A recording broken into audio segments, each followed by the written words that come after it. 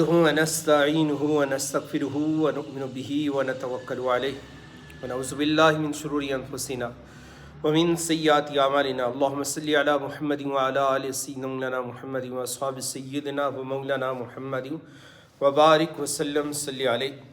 آج آپ کے سامنے مختصر طور پر ماہ رمضان المبارک کے بعد شوال المکرم کے 6 روزے کی فضیلت اور یہ 6 روزے کیسے رکھنے ہیں، ان کی نیت اور ان کا طریقہ بیان کیا جاتا ہے. ماہ رمضان المبارک کے بعد شوال المکرم کے 6 روزوں کے متعلق ترمذی شریف، سنن ترمذی اور مسلم شریف کے اندر حدیث مبارکہ موجود ہے.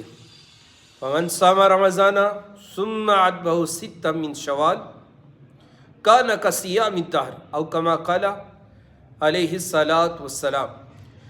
ماہ رمضان المبارک کے بعد جس نے شوال المکرم کے 6 روزے رکھے، گویا ایسا ہے کہ وہ صائم الدہر ہے، یعنی پورا سال اس نے ایسے گزارا کہ پورا سال اللہ تبارک و تعالیٰ کی بارگاہ اقدس میں روزے رکھتے ہوئے اس نے اپنا سال مکمل کر لیا. تو الغرض اس کے اندر فلسفہ یہی ہے کہ ماہ رمضان مبارک کی عبادت کو اسی طرح جاری و ساری رکھا جائے. ماہ رمضان مبارک کے اندر روزے رکھتے ہیں تو غیر رمضان بھی رکھے. ماہ رمضان مبارک میں قرآن مجید کا ہر ایک قاری بن جاتا، غیر رمضان بھی قرآن مجید کی تلاوت کو اپنا معمول بنائے.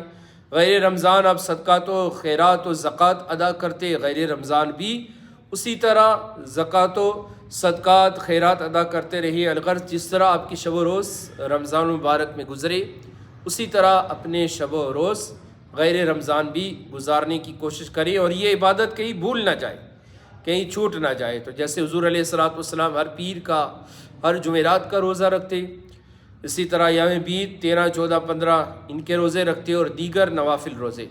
ماہ شوال المکرم کے 6 روزے رکھنے کا طریقہ کہ آپ ماہ شوال المکرم میں یہ 6 روزے، پہلا مسئلہ کہ آپ چاہے تو لگاتار رکھ لیں. عید الفطر کے دن روزہ رکھنا حرام ہے، عید الفطر کے دن روزہ نہیں رکھتے. ہاں، عید الفطر کے بعد شوال المکرم میں آپ نے یہ 6 روزے مکمل کرنے ہیں. چاہے تو پیدر پہ رکھ لیں، لگاتار رکھ لیں مسلسل تسلسل کے ساتھ، یا پھر چاہیں تو آپ بیچ میں وقفہ دے دیں اور تھوڑا سا گیپ دے دیں. اس کے اندر ایک روزہ رکھا، 2 دن چھوڑ دیے، پھر روزہ رکھ لیا. اور اس نے کہہ لیں کہ نور علی نور، یعنی آپ کو دوہری سنت کا ثواب مل جائے.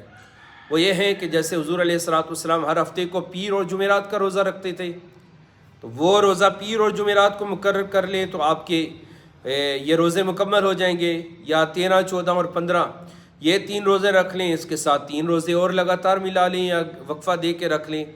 یا آپ پیر جمعرات کا رکھیں اور بیچ میں کوئی پیر جمعرات کا رہ جائے تو 13، 14، 15 شوال المکرم کا روزہ مکمل کر لیں. اس روزہ سب سے پہلے شوال المکرم کے روزے وہ لوگ رکھیں گے کہ جن لوگوں کے رمضان المبارک کا فرضی روزہ قضا نہیں ہوا.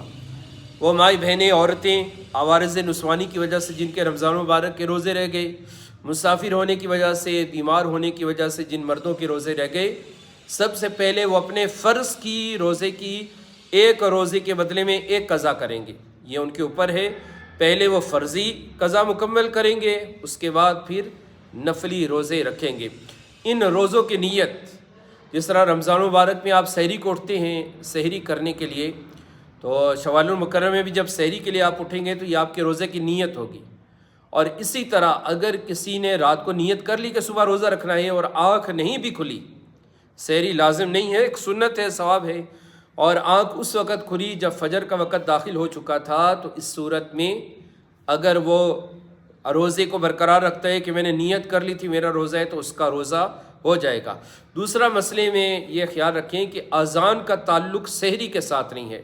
جیسے رمضان مبارک میں بھی آپ کے گوشت گزار کیا گیا تھا، آپ جو اختتام سحری کا وقت ہے اسے ملحوظ خاطر رکھیں.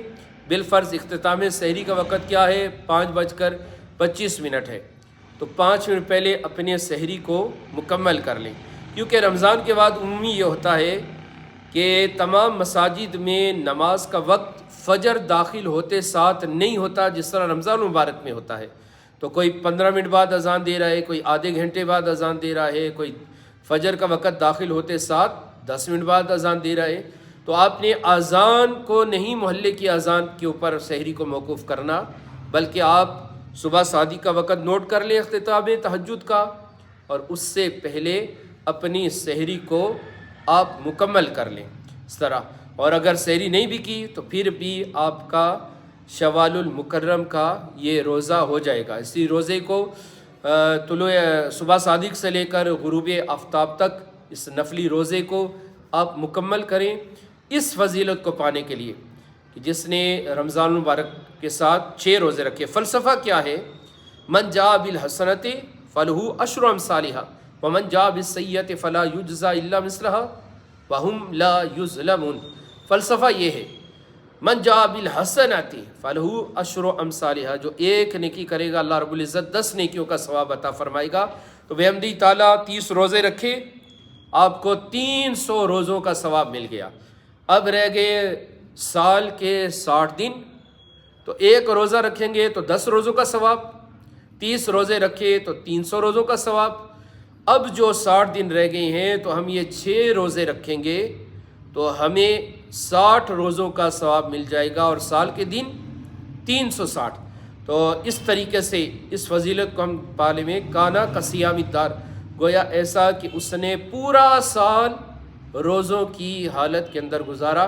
تو یہ اس کو مختصر سمجھ لیں، یہ حضور صلی اللہ علیہ وآلہ وسلم کی عطا ہے، کہ امت کے اوپر اللہ کا کرم ہے کہ عمل بظاہر قلیل ہے، ماگول امتوں کی جیسے عمریں ہوتی تھیں 500 برس، 1000 برس، 900 برس، مگر ہماری عمریں 60-70 برس، تو ہم اتنا اعمال تو نہیں کر سکتے، مگر رب کائنات نے موقع ہمیں عطا فرما دیے ہیں کہ چند موقع میں، مختصر موقع کے اندر مختصر عمل کرنے پر اللہ تبارک و تعالی سالوں کا ثواب عطا فرما دیتے ہیں۔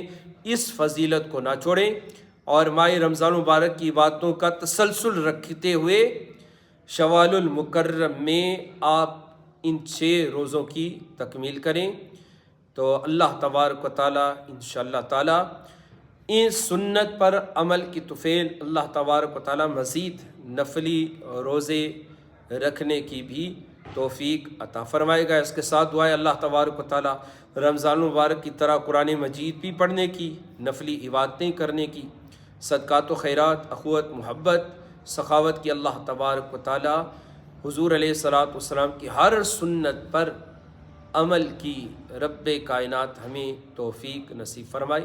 وما علیہ الا البلاغ۔